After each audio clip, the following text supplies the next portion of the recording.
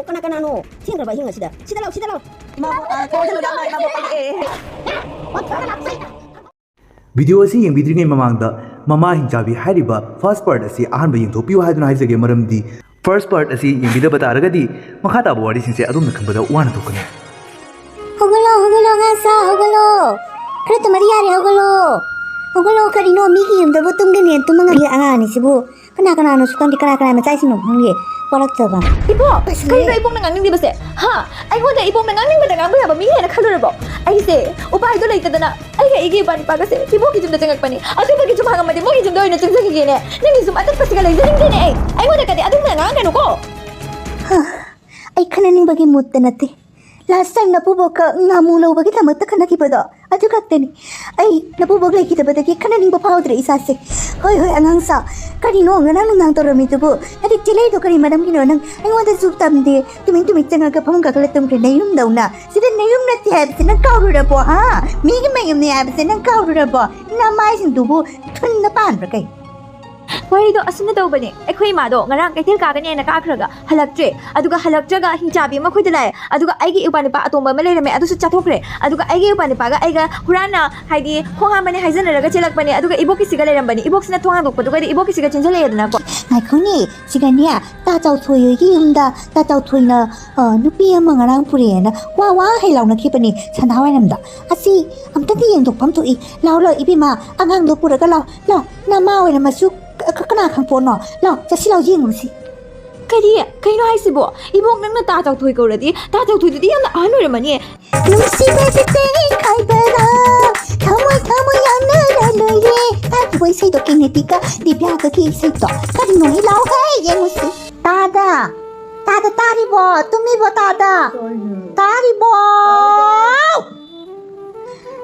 Karangi mo puri habita. Masakam te yengi ni paza brathi brahana. Koi je kai ma hoidori mira paza baga toy bam toidana ai sabe sabani na ikai bima isireda. Hai puthara.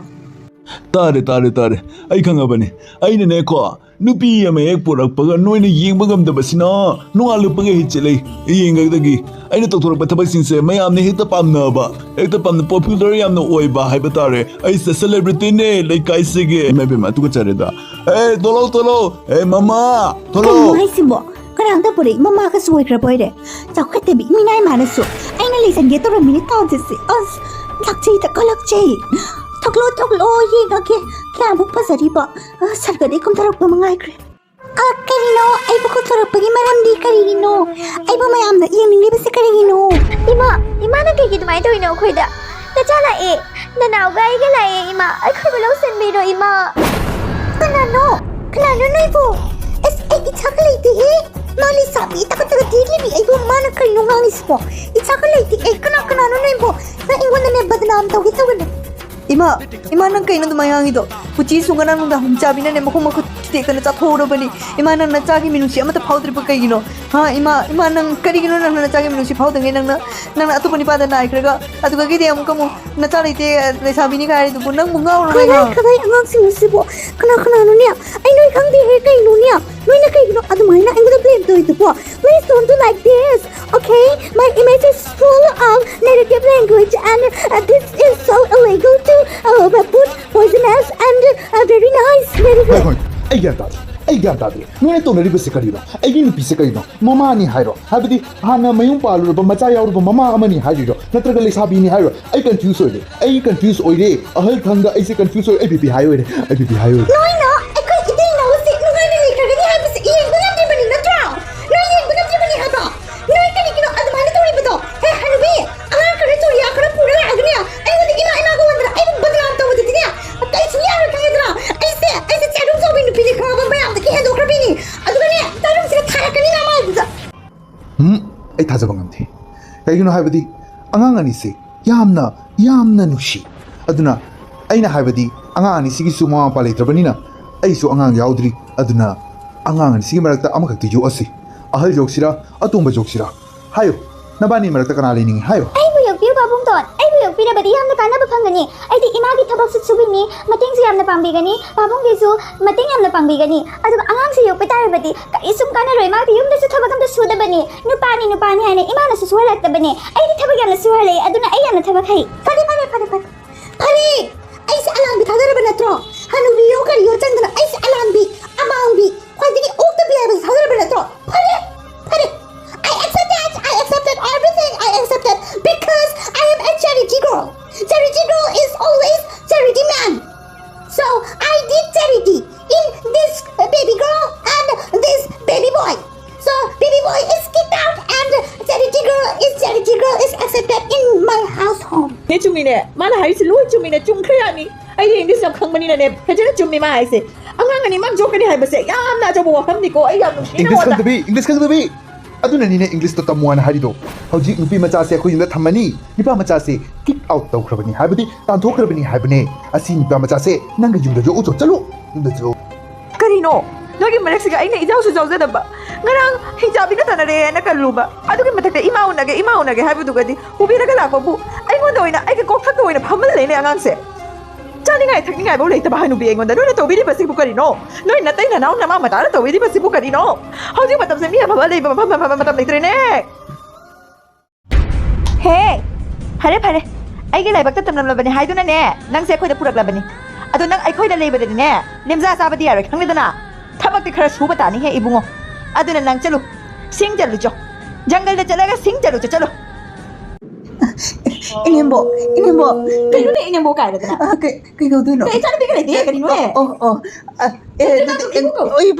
ibo ai singchan badi ai pi he de imana kena mo yokpani aduna ai se khradi nauthi sai aduna ai umang de jalaga singchan ba ba se ai ki oina di impossible oide aduna ibo no ne jalaga singchan ro ai umang de lai jaram ge iptuna tumduna Netflix and chill tawduna oh my god so cool Can you hear?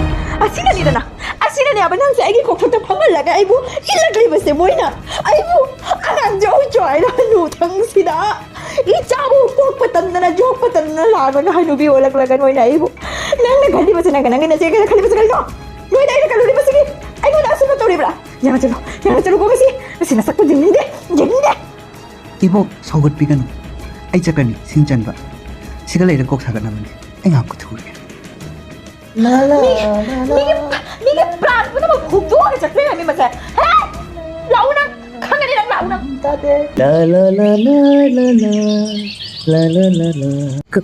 kana runang bo kana no ne ai ganam tadre Ay mafam sige lai bini. Ay ising sige lai bini. Singlay kawi ay maming. Ado ay na migi sa hong taba tuda. Tholak pa ni. Nang kay daw bagi mafam sa talak pa no. Ay buta sing na maghaybiyo. ai siga singchan balak pani ai crime to balak panate adom place nusa thibi ganu ai sumlak singchu chalhaudre numisi ta singi dawre aduga yum su kamaina handoino gyan ta de maham se ai kangba ko bani na newly ai se swai sida honglak pani safe to rak pani na ai se gyan mamange imana lamjing lam tak piyo aduga ai gi awa basi su ima da khardang tamja hoge imana ko pi bangam labadi ko piyo Ima, ay nganda ima kahay ni. Ay laisabi ni. Laisabi. Takat tikli bi laisabi ni. Ay nganda adon na hayar kano. Ado nang gining badi ay nakara tuman manong gani. Kay gino hayar badi ay laidan bini. Singlay ni ay. Ni zaro nang nanining ba. No. Hayrano taga tikli laisabi atay hayrano. Ako imasu. Laisabi niyan laisabi sa na tanu pa am da pan krabani. Ay wala to mawahi wata mo kan taluran no tala kano. Oh my god. Asa gyan operating to gada di. Ay si manong gaba hansan na chan krake. Niro. Jana niro. icheton ingondo kutobi ayi am tampio kutobi ayi bido aina to hai baga thokpa ningba thungjaba amadi chaning bata chaba yaba hadi kutobi ayi bi khangma dentro please give it to me Nang na pami ba kutobi ayi bido nang gina kutta hoksalam lagi ko. Hisu. kaja kre hoji ki lisabi nu pido ha laidin bini kain toromba akone madubu kudo bu piram broingada kateda himala mafam ne na gyan min chuta chak na maro lam lawi ba matang asida chak pu khama tam phangadi ne kya din wai ni do wow aya chak pukham aya sidi ubang daba kudobi ayi binina kutadi sibadi ude adugo aina chindagi haru na mathola kadorina ai iche da tamlu daba yade iche ga aiga homjidagi chatlaga yum bhajaba ma sarga leirunna ba haru ga iche da 이제 이제 이제 이제 이제 이제 Tiny, tiny, ngasai tiny, kali gino na ibu hanjana jana kauri base. Ai na hide nang aingoda thirakanu. Ibani kaina na bane na hide dro. Kali gino na ibu abuka hanjana na thirakana. Iche. Ai nu ngai nei da bani. Ai ge wakal tha doklo. Khangai da ibu pani ba. 이제 ngasidi yamna nungaiba paw matam kena la ai adubu nakola noi pawan ta goi kaino khandi ado ai haidi haining da bani kaino di nangi tawja sari ba nangi attitude ma'am se ai haidi hadu ngi ado su ai di mopani pa ma oina machi gi nusiba mama gi nusiba lopna ma yaw ba ko bani na ai di haramage aingon da kudob ya bi ma phange aduna ai yum mama tongana yum to o ana alaga hinjanungaina hamung atawbada hitna aduga nutigi chak ahau athum chadana leurage ichedi siga phokin nupi dawna siga imagi kano makhong chuptana lehoro ne Kaino haisibo achumbaro. Haima. Achumbaro. Ai gi pani panung siba. Ai khangda bane nang dinoma na dinoma. Abhaba achauba mawya kane na ina khankha bane pikli ngai dagi. Aduna ni nangoi na pura ke chilakli base. Hingchabi gi makhutagi kan bidura purakli base khange. Taslao ichin pachutuna ne nungai na leirurasi. Few days later. Ninaw, ako'y sumana daw yan. Yung sa pazarabadi na, ako'y mado, tsaka sira. Nung matang karaga, ako'y yung pazarabasa, utsira mangunda. hoy iche ngasi makauge ai phone toge iche hello Hello, kinana. nachanupa yaimaduni Kai no, mi no ni kai khang ri sa ai ki chale. hoy khange nang nacha leite haba khange phare ado aina call tawreise Ow. aidi imani khanba kawbanina akogi yumse yamna phajare aduna aina wanda address tharake message ta ado address tugi matung ina nang do lao ima ado ai ahau athum kya tawdana nang chak pijage ngasidi lao ngasi ma Chak pijaki kai. Kai no, agang khaliba wakal sibo. Yung phajare. Aduaidi chak pizaraki chak kauraki ka hairaga aina hekta thazarani sina. Natina angang matidi chapuna pi haibadune. Hey Lali, hey! Ahan matunda angan mili habni hai. Kanino nang su. Oda sabi ni dia. Kai bana saja iba. Kai no. Ado, ako sida lairimbi ama leipani. Lairimbi sinane angang ubaya da bani. Man kudob yabi hekik bi bani. Ado, angang kudob yabi phangam su yai. Aduna ingtho chu. Aduga ne kudob yabi do hula ka pura lao. Khanga ba. Chalu mina kauri to chalu. Abtada. Matomta. Strangely. Kamaina ina kunduino. Kamaina jum phangduino. Ngaw. Aduna chalu. Ingtho chu. Angang matidi ahan na mili ahan matidi angang makok namjali. Imala abo. Limza sabala abo. Namay do ikay bakharadi khamgam thuidana. La o haiba ge hekta chilagni se aikogi yam phajaba se yengni ba natro. Natroga aikogi poisa mun ge hana lakro. Akoi property mun ge hana lakro. Ha, kaino nang napamli ba se? Ibema, no na ngasi ina khuli base. Ai ki mapani ni habisi no khangte. Ai ki mapani ni. Ai na habisi ai na jinamdrabadi. No madu khundu da lawai. Khundu da amdrabadi. Na koi lairimbi sana khudok na din he. Iya gi khudok to thangoi. Allah bani na thange. Hanga bani na kara khulle. Adu ka sanang sariye. Na ma thank you so much. Haga da bane. ima phare thoke to punama kauthuknarasi aidi ima bunushi aduna ima da ngasidi chakinjang punna hauna jamina se aduna korokpani ma ngasadi ngasidi pesa paire sel tum yamna leire property su yamna leire to ima di sida lening da bro ha ima lemina silao punna lemina si kai gino na hanu bajuda lesalibato nang nungaite laire haduna chengki minatro hojiti na kule lebe yare dana sida Aduni ima, aikogi leirese. Imana nogi jumda, aingona thamba matamda aingona thabak suwangi ba jingdo. Imana akhoi damuk subiro. Ai thabak suba ware, ai di hojik princess ni. Hey, macam pak nai da ba. Respect da ba, discipline da ba. Ya, ita ni se pamji dia. Kali gino no na ai wanda kora ka janghar khali bas. Ha, ai ku insult kori bas kali gino no ina tor bas. Ai na nia, sumna kanki no gi bara kala bas kali gino khanga ba. Hey, kuda bi ai bi to. Ai gino na sino. Ai ku ta sino. Pirao. Is, ai gi ma pa de ki, ai na chauna ba yo khaka. Ai gi le ja ba le san chen to puna ma noina. Suptana sana ba sibara. Hojik ai na no ai pa kan sida. Moina ma pa ja ki ka adra. No. Ai gi saruk ni to. Ai gi kuda bi ai bi. Ai mo na piro.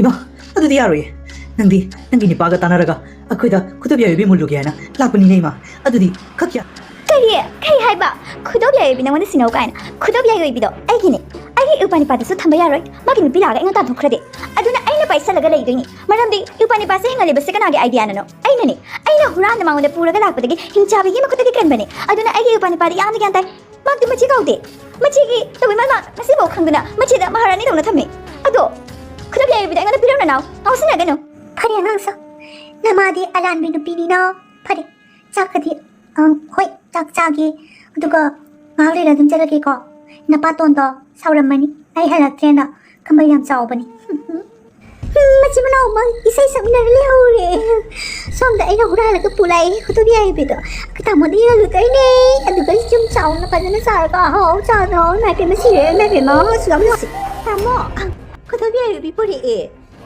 ꯀꯗꯥꯏ ꯄꯤꯔꯣ ꯈꯨꯗꯣꯞ ꯌꯥꯏꯕꯤ ꯀꯗꯥꯏ ꯁꯤ ꯄꯥꯏꯁꯜꯂꯨ ꯇꯥꯃꯣ ꯑꯦ ꯁꯤꯗꯤ ꯀꯔꯤ ꯈꯨꯗꯣꯞꯅꯣ ꯀꯣꯔꯤꯒꯤ ꯈꯨꯗꯣꯞꯅꯤ ꯁꯤꯗꯤ ꯀꯩꯅꯣ ꯇꯥꯃꯣ ꯅꯪꯅ ꯍꯦꯛꯇ ꯈꯪꯕꯤꯔꯤꯍꯦ ꯀꯣꯔꯤꯒꯤ ꯈꯨꯗꯣꯞ ꯀꯥꯏꯅ ꯃꯤ ꯌꯥꯏ ꯄꯨꯕ ꯈꯨꯗꯣꯞꯅꯤ ꯍꯥꯏꯕ ꯅꯪꯕꯣ ꯈꯨꯗꯣꯞ ꯌꯥꯏꯕꯤꯅꯤ ꯊꯣꯛꯎ ꯍꯥꯏꯌꯣ ꯐꯔꯦ ꯊꯣꯛꯑꯣ ꯆꯥꯛ ꯆꯥꯂꯨꯒꯝ ꯊꯣꯛꯂꯛꯑꯣ ꯌꯦꯡꯒꯦ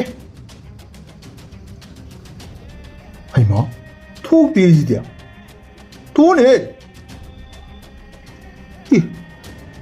ꯀꯩꯅꯣ ꯁꯤꯗꯤ ꯇꯥꯃꯣ ꯑꯁꯤꯅ ꯊꯣꯛꯀꯗꯣꯏꯁꯦ ꯆꯥꯛ ꯆꯥꯂꯨꯕꯗꯤ ꯁꯅꯥ ꯂꯨꯄꯥꯅꯤ ꯑꯩ ꯍꯥꯏꯒꯦꯁꯦ ꯁꯅꯥ ꯂꯨꯄꯥ ꯊꯣꯛꯑꯣ ꯍꯦ ꯈꯨꯗꯣꯞ